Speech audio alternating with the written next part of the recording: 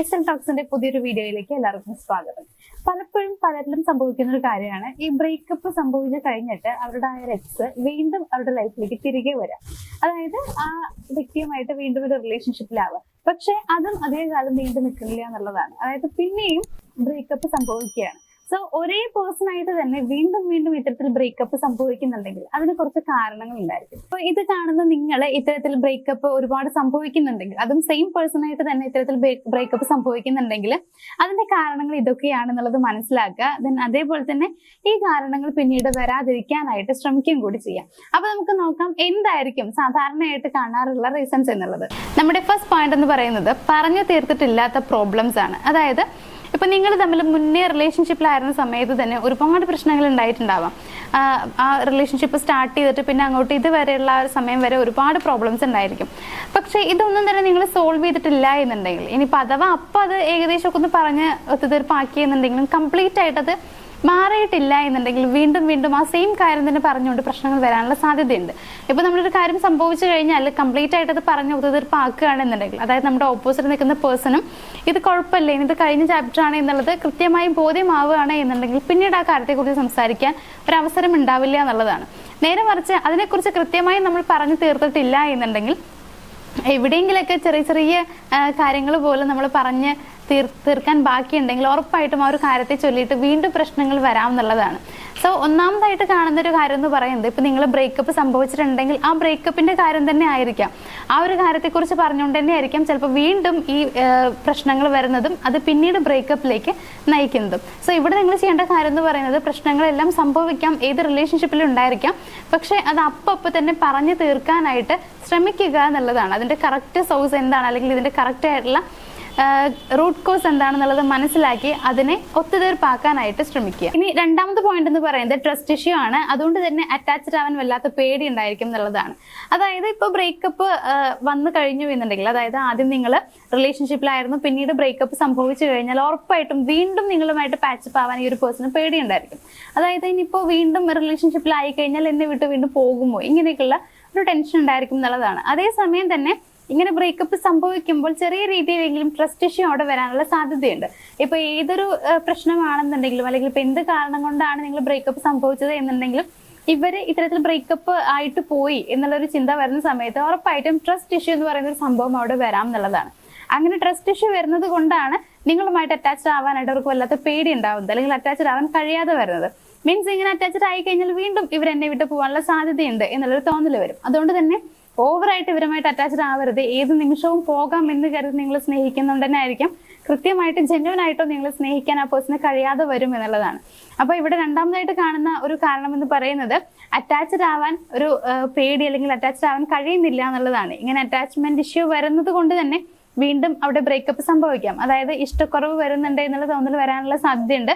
അതുകൊണ്ട് തന്നെ അതൊരു ബ്രേക്കപ്പിലേക്ക് പോകാനുള്ള സാധ്യത കൂടുതലാണ്. ഇനി മൂന്നാമത്തെ ഒരു പോയിന്റ് എന്ന് പറയുന്നത്, ഒരു ബ്രേക്കപ്പ് ഓൾറെഡി സംഭവിച്ചു കഴിഞ്ഞിട്ടും നിങ്ങളുടെ റിലേഷൻഷിപ്പിൽ പ്രത്യേകിച്ച് മാറ്റമൊന്നും സംഭവിക്കുന്നില്ല എന്നുണ്ടെങ്കിൽ, അതായത് ഇപ്പോൾ മുൻപ് നിങ്ങൾ റിലേഷൻഷിപ്പിലായിരുന്നു, ബ്രേക്കപ്പ് സംഭവിച്ചു, അത് എന്തെങ്കിലും ഒരു കാരണം കൊണ്ടോ എന്തെങ്കിലും കുറവ് കൊണ്ടോ ആയിരിക്കാം അത്തരത്തിൽ ബ്രേക്കപ്പ് സംഭവിച്ചിട്ടുണ്ടാവുക.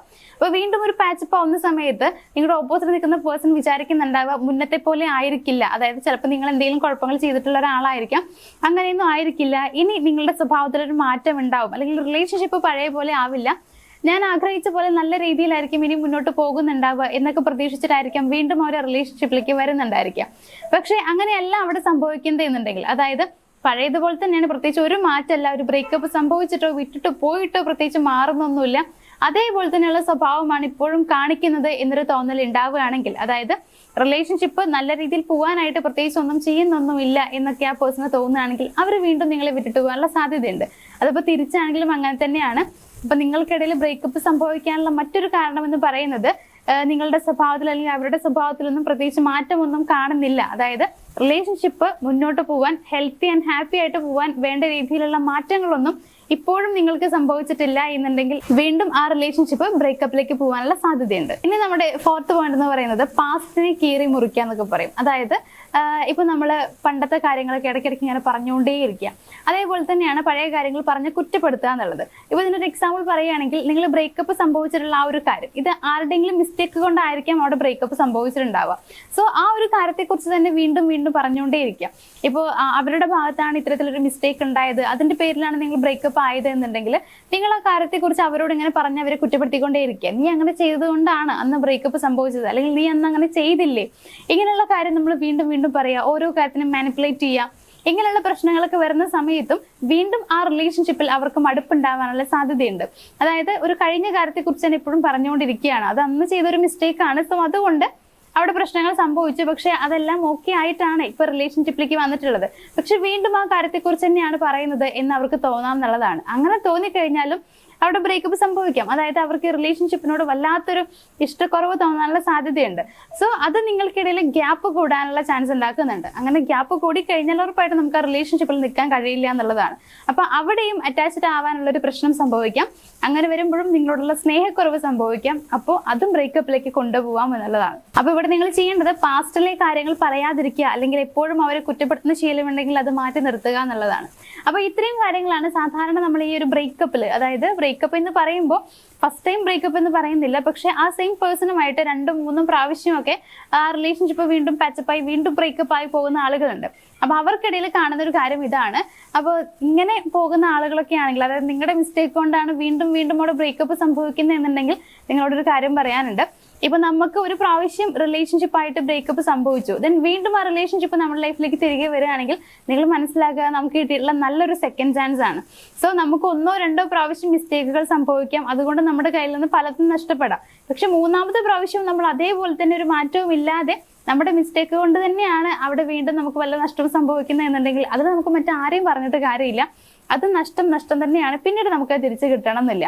അതുകൊണ്ട് തന്നെ നിങ്ങൾക്ക് അവർ തന്നെ തിരിച്ചു വേണം, അല്ലെങ്കിൽ അവർ തന്നെ നിങ്ങളുടെ ലൈഫിൽ വേണം എന്നൊക്കെ ആഗ്രഹമുണ്ടെങ്കിൽ ഒരു കാര്യം ചെയ്യുക, 1-2 പ്രാവശ്യം നിങ്ങൾക്ക് ചാൻസ് കിട്ടിയിട്ടുണ്ടെങ്കിൽ, ഇനിയിപ്പോൾ ആ 2ാമത്തെ ചാൻസ് നിങ്ങൾക്ക് നഷ്ടമായെങ്കിൽ 3ാമത്തെ ചാൻസിലെങ്കിൽ നിങ്ങൾ ശരിയാക്കാൻ നോക്കുക. നിങ്ങൾക്ക് എന്തെങ്കിലും ഒരു മാറ്റം വരുത്താൻ കഴിയുമെങ്കിൽ മാറ്റം വരുത്തുക. അവരെങ്ങനെയാണ് നിങ്ങളെ ആഗ്രഹിക്കുന്നത് എന്നുള്ളത് നിങ്ങൾ കൃത്യമായി മനസ്സിലാക്കുക എന്നുള്ളതാണ്. ആ റിലേഷൻഷിപ്പ് എങ്ങനെ വേണം എന്ന് അവർ ആഗ്രഹിക്കുന്നുണ്ട്, അല്ലെങ്കിൽ എങ്ങനെ പോയാലാണ് ഇനി ആ റിലേഷൻഷിപ്പിൽ ബ്രേക്കപ്പ് സംഭവിക്കാതിരിക്കുക എന്നുള്ളത് നിങ്ങൾ തിരിച്ചറിയാം. അങ്ങനെ ചെയ്യാൻ ശ്രമിക്കുക. ഓരോ ആളുകളും ഡിഫറെന്റ് ആണ്. സോ ഓരോരുത്തരുടെയും ഇഷ്ടങ്ങളും ആഗ്രഹങ്ങളും ഒക്കെ വ്യത്യാസമായിരിക്കും. നിങ്ങളെ റിലേഷൻഷിപ്പിനെ കാണുന്ന ആ ഒരു സെയിം വ്യൂവിലായിരിക്കില്ല, അല്ലെങ്കിൽ വ്യൂ ഓഫ് പോയിന്റിലായിരിക്കില്ല ആ ഒരു പേഴ്സൺ കാണുന്നുണ്ടായിരിക്കുക. അതുകൊണ്ട് തന്നെ അവരുടെ കാഴ്ചപ്പാട് എന്താണെന്നുള്ളത് കൃത്യമായി നിങ്ങൾ മനസ്സിലാക്കാൻ ശ്രമിക്കുക. അങ്ങനെ ചെയ്താൽ മാത്രമാണ് രണ്ടുപേർക്കും ആവശ്യമുള്ള, രണ്ടുപേരും ആഗ്രഹിക്കുന്ന രീതിയിൽ റിലേഷൻഷിപ്പ് പോവുകയുള്ളൂ. അപ്പോൾ ഇനി മുതൽ അങ്ങോട്ടെങ്കിലും മുമ്പേ ഉണ്ടായിട്ടുള്ള പ്രശ്നങ്ങൾ വീണ്ടും വീണ്ടും കൊണ്ടുവരാതിരിക്കുക. റിലേഷൻഷിപ്പ് എങ്ങനെ കൊണ്ടുപോകണം എന്നുള്ളത് കൃത്യമായി മനസ്സിലാക്കാൻ ശ്രമിക്കുക. ഇനിയിപ്പോൾ അതിനെക്കുറിച്ചൊന്നും നിങ്ങൾക്ക് പ്രത്യേകിച്ച് അറിയില്ല എന്നുണ്ടെങ്കിൽ ഞാൻ മുന്നേ കുറേ വീഡിയോസ് ചെയ്തിട്ടുണ്ട്, അതൊന്ന് എടുത്ത് നോക്കാം. ഇനിയിപ്പോൾ അങ്ങനെയും അല്ല എന്നുണ്ടെങ്കിൽ നിങ്ങളൊരു കാര്യം ചെയ്യാം. ഇപ്പൊ നിങ്ങൾക്ക് ഒരുപാട് ബ്രേക്കപ്പ് സംഭവിക്കുന്നുണ്ട്, ഇപ്പോഴും ബ്രേക്കപ്പിന്റെ വക്കിലാണ് നിങ്ങൾ നിൽക്കുന്നത്, പക്ഷേ ഇനിയെങ്കിലും എനിക്ക് റിലേഷൻഷിപ്പ് നന്നായിട്ട് കൊണ്ടുപോകണം. ഇപ്പൊ എന്റെ ഭാഗത്ത് മിസ്റ്റേക്ക് ഉണ്ട്, ശരി, എനിക്ക് ഇനിയെങ്കിലും ആ റിലേഷൻഷിപ്പ് കൊണ്ടുപോകണം, അതിന് ഞാൻ എന്ത് ചെയ്യണമെന്ന് ഒക്കെ ആഗ്രഹിക്കുന്ന, അല്ലെങ്കിൽ അറിയാൻ ആഗ്രഹിക്കുന്ന ആളുകളൊക്കെ ആണെങ്കിൽ നിങ്ങളൊരു കാര്യം ചെയ്താൽ മതി. നമ്മുടെ സ്ക്രീനിന്റെ ഏറ്റവും മുകളിലായിട്ട് നമ്മൾ നമ്പർ കൊടുത്തിട്ടുണ്ട്, ഒന്ന് കോൺടാക്ട് ചെയ്യുക. അപ്പൊ നിങ്ങൾക്കുള്ള ഡൗട്ടും, അല്ലെങ്കിൽ ഇനി എങ്ങനെയാണ് ഞാൻ ഈ റിലേഷൻഷിപ്പിനെ കൊണ്ടുപോകേണ്ടത്, അല്ലെങ്കിൽ ഞാൻ എങ്ങനെയാണ് അവരോട് ബിഹേവ് ചെയ്യേണ്ടത്, ഇങ്ങനെയുള്ള കാര്യങ്ങളൊക്കെ കൃത്യമായി മനസ്സിലാക്കണമെങ്കിൽ ഒന്ന് കോൺടാക്ട് ചെയ്ത് ചോദിച്ചാൽ മതി. നിങ്ങളുടെ പ്രോബ്ലം എന്താണ്, റിലേഷൻഷിപ്പിന്റെ ഇപ്പോഴത്തെ സ്റ്റാറ്റസ് എന്താണെന്നുള്ളത് കൃത്യമായി പറഞ്ഞു തരികയാണെന്നുണ്ടെങ്കിൽ കൃത്യമായ ഗൈഡൻസ് തന്നെയാണ് ഞങ്ങൾ നിങ്ങൾക്ക് പ്രൊവൈഡ് ചെയ്യണത്. സോ റിലേഷൻഷിപ്പുമായിട്ട് എന്തെങ്കിലുമൊക്കെ പ്രോബ്ലംസും ഉണ്ടെങ്കിൽ നിങ്ങൾ ആ നമ്പറിലേക്ക് ഒന്ന് കോൺടാക്ട് ചെയ്യാം. അപ്പൊ ഇന്നത്തെ വീഡിയോയിൽ ഇത്രയും കാര്യങ്ങളാണ് പറയാനുള്ളത്. നമ്മുടെ വീഡിയോ എല്ലാവർക്കും മനസ്സിലായിട്ടുണ്ടാവും എന്ന് വിചാരിക്കുന്നു. എന്തെങ്കിലും ഡൗട്ട് വരികയാണെങ്കിൽ ഒന്ന് കമന്റ് ബോക്സിൽ ചോദിച്ചേക്കാം. അപ്പൊ നമുക്ക് മറ്റൊരു വീഡിയോ ആയിട്ട് കാണാം. Thank you.